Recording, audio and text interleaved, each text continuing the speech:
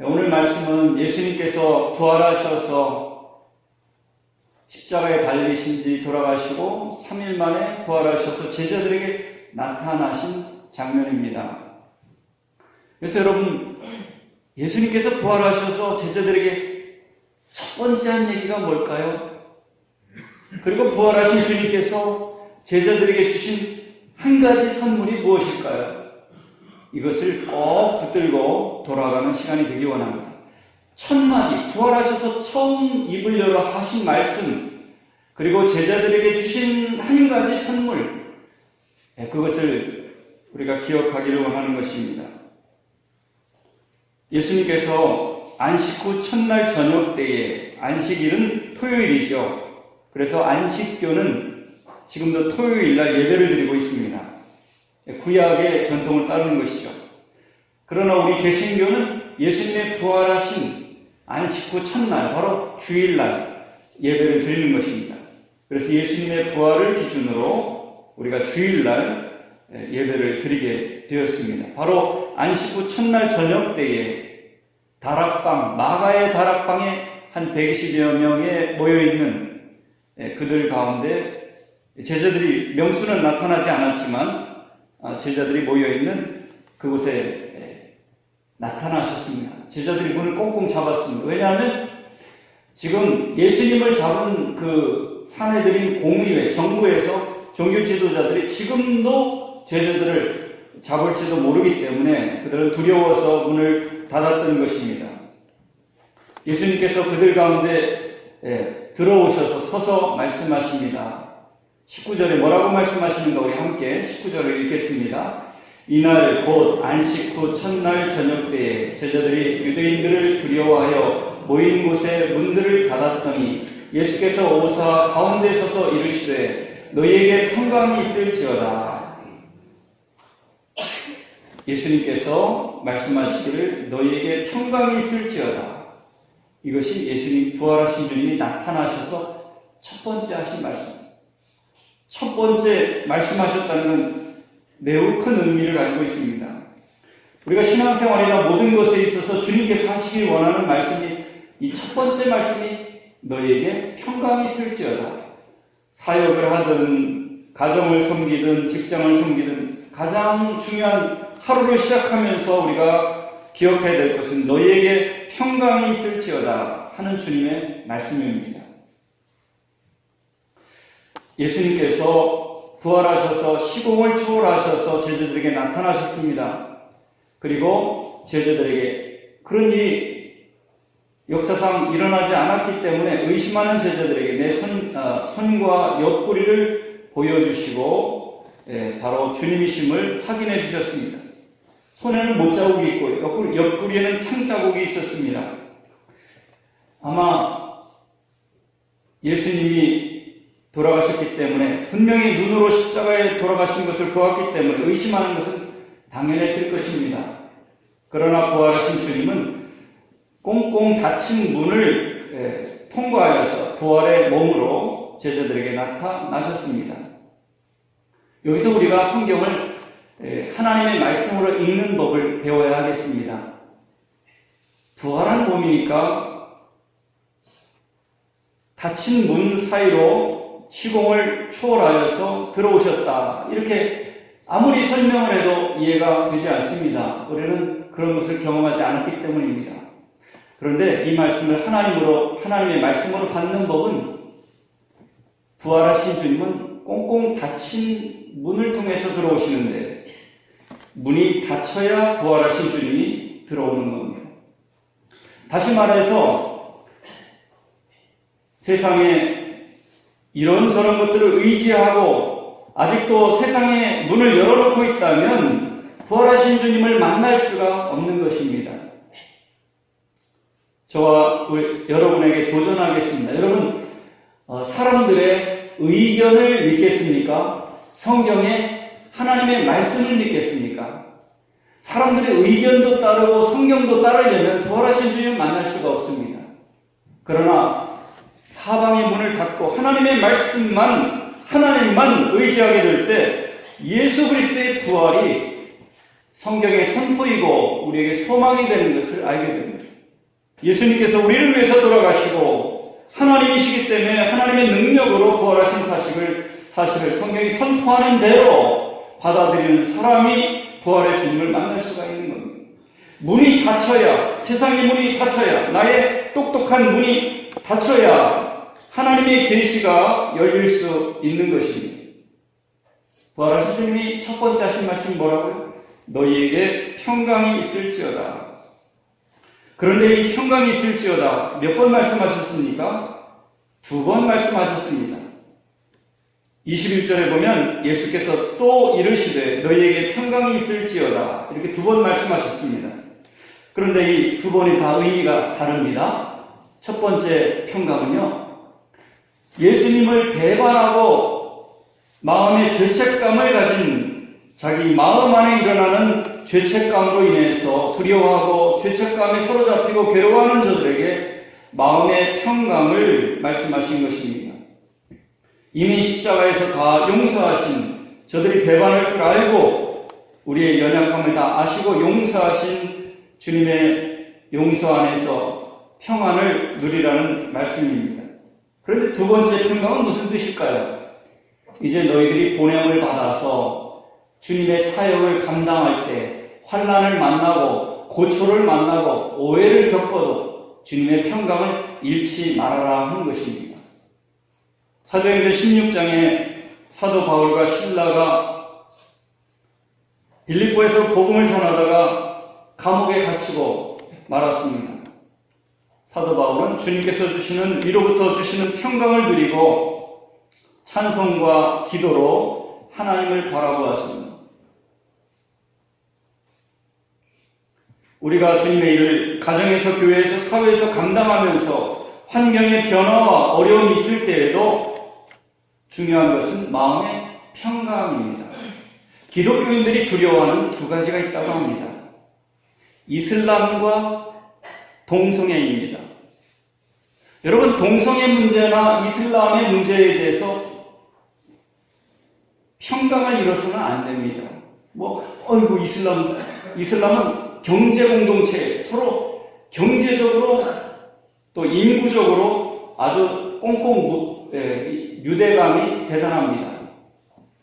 사실 동성애라고 하는 것은 옳다 그르다 말하기 전에 상처받은 사람들입니다. 가정에 상처가 있고 사랑받아야 될 사람들입니다. 근데 이거를 하나의 토론거리로만 만들기 때문에 저 사람이 동성애 벌거벗고 저렇게 또 같은 성끼리 저런 행동을 하고 있네. 혐오하고 죄를 혐오하는 게 아니라 사람까지 혐오하면서 그냥 나한테 전염될까봐 그냥 마구 혐오를 하는데 잘못된 겁니다. 어떤 문제를 만나든 그리스도인은 평강을 잃어서는 안 됩니다. 주님이 주신 평강, 그들을 긍휼히 여기는 마음, 그것을 사라지고 법적으로, 정치적으로 이렇게 몰아가서는 교회가 사랑이 아니라 두려움으로, 진리가 아니라 단순한 논쟁으로 흘러서는 안 되는 겁니다. 우리가 이런 문제를 대할 때 과연 우리 교회 안에, 우리 성도님들의 심령 안에 하나님이 주시는 평강이 있는가? 두려움으로 일을 해서는 열매가 없습니다. 이슬람에 대해서, 동성애에 대해서 우리는 그들을 정죄하기 전에 하나님이 우리에게 주셨던 은혜와 평강을 잃어서는 안 됩니다. 너희에게 평강이 있을지어다. 꼭 기억해야 되는 것입니다. 어려운 환경을 만나도 마찬가지입니다. 환경 때문에 뭐를 잃어서는 안 될까요? 평강을 잃어서는 안 됩니다. 평강을 잃어서는 안 됩니다. 어려울수록, 상황이 난처할수록 주님 앞에 기도하면서 십자가에 나가면서 다시 처음 시작하는 마음으로 너희에게 평강이 있을지어다. 절망하고 실패하고 낙심한 그들에게 주님께서 평강을 말씀하십니다. 사역할 때도 마찬가지입니다. 또 이르시되 너희에게 평강이 있을지어다. 사역도 두려움으로 해서는 안 됩니다. 평강 속에서 나와야 됩니다. 그래서 우리가 걷는 하나님의 전신갑주에서 신발을, 하나님의 평강의 복음의 신발을 신으라고 말씀하고 있습니다. 평안의 복음의 신발을 신으라. 우리가 걸어가는 발걸음이 십자가 앞에서, 하나님의 능력 앞에서, 하나님의 주권 앞에서 평강을 잃어서는 안 되겠습니다. 부활하신 주님께서 입을 열어 첫 번째 하신 말씀, 너희에게 평강이 있을지어다. 이 첫 번째 말씀, 그것을 꼭 기억하시기 바랍니다. 우리 좌우의 분들과 인사할 때 샬롬 한번 두 번씩 한번 인사하시기 바랍니다. 샬롬, 샬롬. 여러분에게 평강이 있으시기 바랍니다. 예. 어떻게 잘못 발음하면요, 살롬이 돼요. 살롬. 죽을 놈이 아니라 살롬. 살아야 됩니다. 샬롬, 평강이 있을지어다. 그런데 이 부활하신 주님께서 손과 옆구리를 보이셨다는 성경에 이렇게 들어가는 이유가 있습니다. 왜냐하면 하나님, 신은 인간이 될 수가 없어요. 그래서 예수님을 믿지 않았어요. 그런 이단들이 있었습니다. 바로 예수님은 몸을 입고 오셨고, 예수님의 부활은 몸의 부활이고, 우리가 죽게 되면 우리의 신령한 몸을 덧입게 되기 때문에 기독교는 육체와 몸과 물질을 부정하지 않습니다. 모든 주인은 하나님이시라는 것을 인정하고, 그 당시에 하나님은 인간이 될 수 없다라고 했던 이단들을 물리치기 위해서 성경이 이 한 절을 넣은 것입니다. 손과 옆구리를 만져보라 보여주셨습니다. 바로 예수님은 몸으로 부활하신 분이시고요. 사람들의 정신 속에 부활한 게 아닙니다. 몸으로 부활하시고 하나님이시기 때문에 능히 하실 수 있는 일입니다. 그래서 죽어서 영혼만 천국에 가는 것이 아니라 이제 신령한 몸을 덧입고 몸의 부활을 믿는다고 사도신경에 우리가 고백하는 겁니다. 따라서 여러분의 몸을 하나님의 성전으로 잘 가꾸시기 바랍니다. 몸을 학대하지 마시기 바랍니다. 몸의 신호를 잘 읽으시기 바랍니다. 몸을 잘 다스리고 아름답게 가꾸고 건강하게 하나님의 일을 할 수 있도록 가꾸는 것은 하나님의 뜻이기 때문입니다. 몸의 주인이 하나님이심을 인정하지 않는 사람들은 하나님을 믿는다 하면서 마구 몸을 사용하고 더럽게 하고 이런 현상들이 초대교회에 있었던 것입니다. 그러면 부활하신 주님께서 하신 첫 번째 말씀은 너희에게 평강이 있을지어다. 그런데 부활하신 주님께서 주신 선물은 무엇이었을까요? 22절을 함께 읽겠습니다. 이 말씀을 하시고 그들을 향하여 숨을 내쉬며 이르시되 성령을 받으라. 주셨는데, 선물을 주셨는데 어떤 선물을 주셨습니까? 바로 성령님, 하나님의 영, 하나님의 말씀을 깨닫고 예수님의 십자가와 부활의 의미를 깨달을 수 있도록 보혜사, 돕는 보혜사, 원더풀 카운슬러 성령님을 보내주셨습니다. 예수님께서 제자들을 떠나갈 때 말씀하셨죠. 내가 떠나가는 것이 너희에게 유익이다. 내가 떠나가면 다른 보혜사, 다른 돕는 분, 예수님과 동일한 영을, 동일한 하나님이신 성령님을 보내주시겠다. 약속하신 대로 부활하신 주님이 우리에게 주신 것은 성령님입니다. 부활하신 주님께서 우리에게 주신 건 성령님입니다. 성령을 받아라 이렇게 말하고 있는데요. 보이스, 제가 좋아하는 성경 보이스 성경에 이렇게 말하고 있습니다. Welcome the Holy Spirit of the Living God. 살아계신 하나님의 성령님을 웰컴, 환영하십시오. 날마다 아침에 시작할 때, 무슨 일을 할 때 성령 충만함으로, 성령의 도우심으로 일할 수 있도록 기도하시기 바랍니다. 성령의 힘으로 하지 않는 인간의 방법은 열매가 없고 분열과 시기와 다툼뿐입니다. 우리는 일을 할 때 성령의 도우심을 힘입어, 성령의 충만함을 힘입어 그렇게 가정과 교회와 사회를 섬기는 그 일을 위해서 성령님을 주셨습니다. 한마디로 우리에게 모든 지혜와 모든 능력과 모든 위로를 성령을 통해서 주시겠다고 약속하시는 겁니다. 성령님을 환영하라. 여러분, 기도할 때 성령님을 환영하시기 바랍니다. 우리 교회가 성령님을 환영하는 교회가 되기 원합니다. 여러분이 사역할 때 성령님을 그 자리에 모셔드리세요. 구역 모임이나 예배나 성령님을 환영하는 겁니다. 우리들의 모임이 아닙니다. 하나님이 함께 하시는 모임이 되어야 됩니다. 성령님을 환영하라. 성령 충만함으로 사역하지 않고서는 우리의 사역은 고역일 수밖에 없습니다. 이 주님께서 평안을 말씀하시고 성령님을 주시면서 우리에게 주신 사명이 있습니다. 23절을 함께 읽겠습니다. 너희가 누구의 죄든지 사하면 사하여질 것이요 누구의 죄든지 그대로 두면 그대로 있으리라 하시니라. 교회의 사명은 죄 사함을 선포하는 것이고 죄 사함을 누리는 것이 교회의 사역입니다. 여러분, 교회가 할 일이 뭡니까? 한 가지입니다.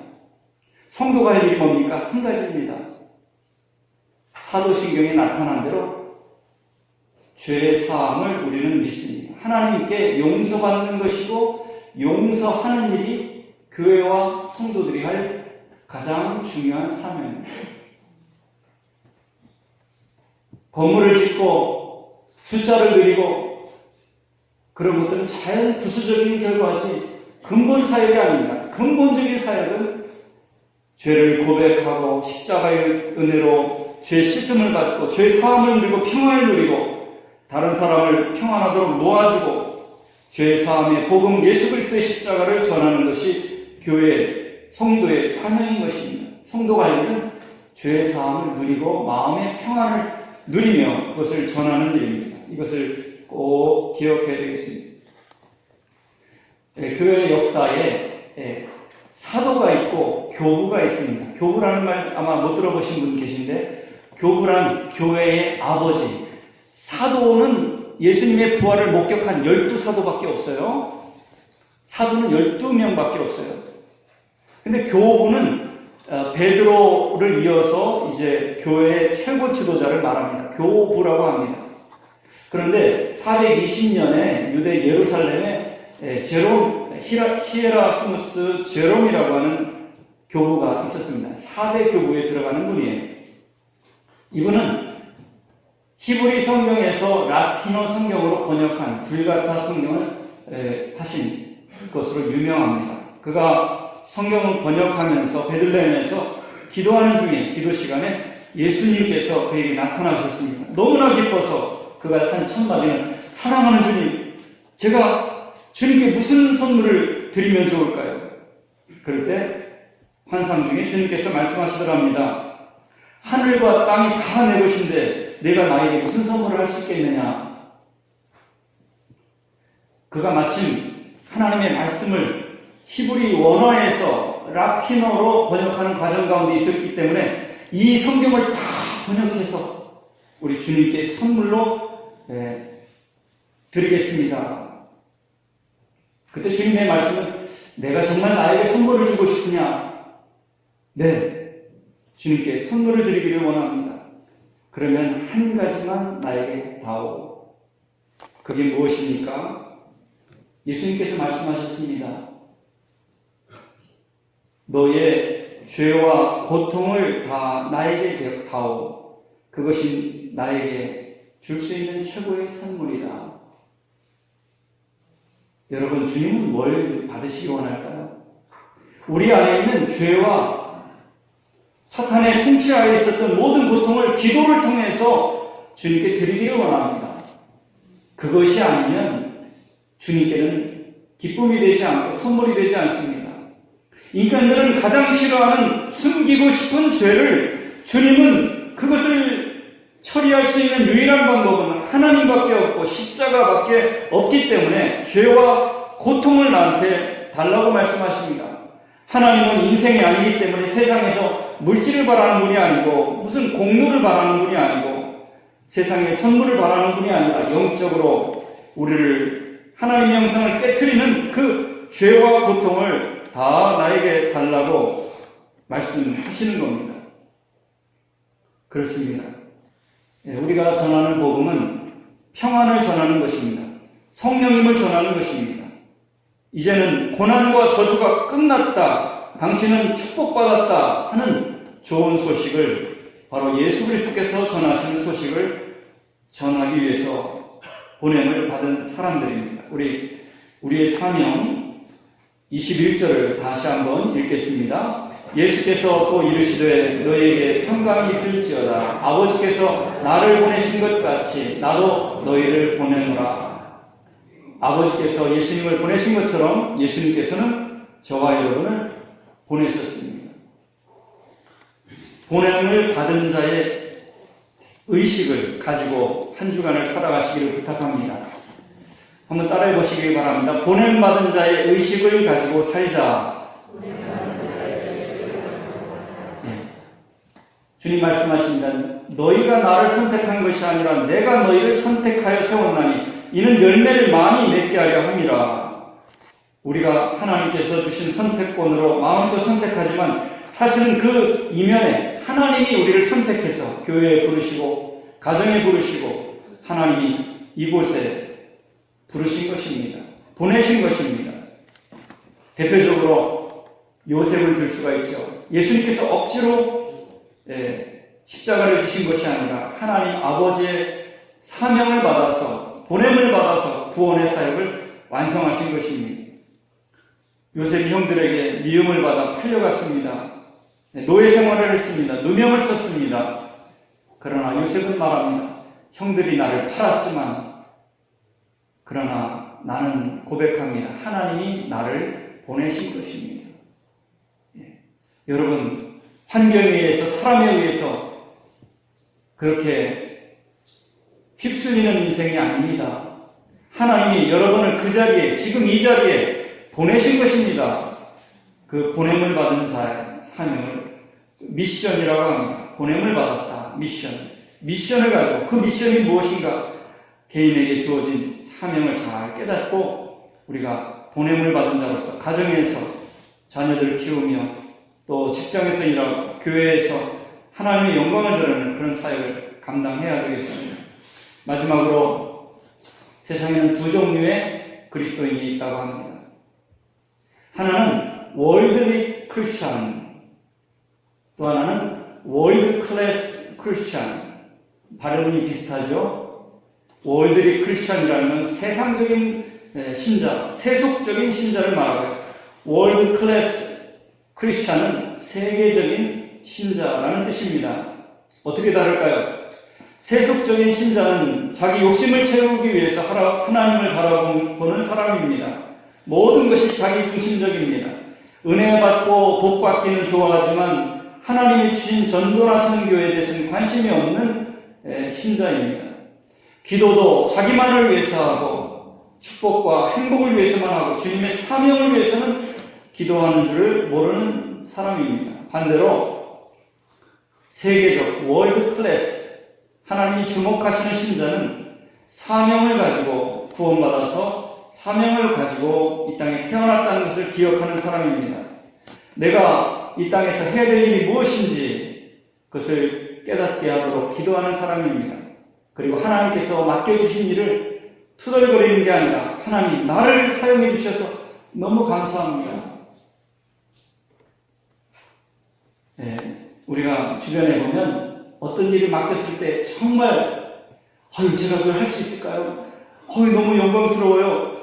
제가 감당하기엔 저는 너무 부족한데요 하면서 은혜로 겸손으로 기쁨으로 감당하는 그런 모습이 우리 안에 있습니다. 또 하나는 내가 왜 이런 일을 해야 되는가 하면서 감사하지도 않고 주님의 섭리도 기도하지도 않는 그런 모습이 있습니다. 두 종류의 신자 중에 우리는 어떤 것을 선택할지 한 주간 세속적인 신자로 살아갈지 아니면 세계적인 신자로 살아갈지 선택하시기 바랍니다.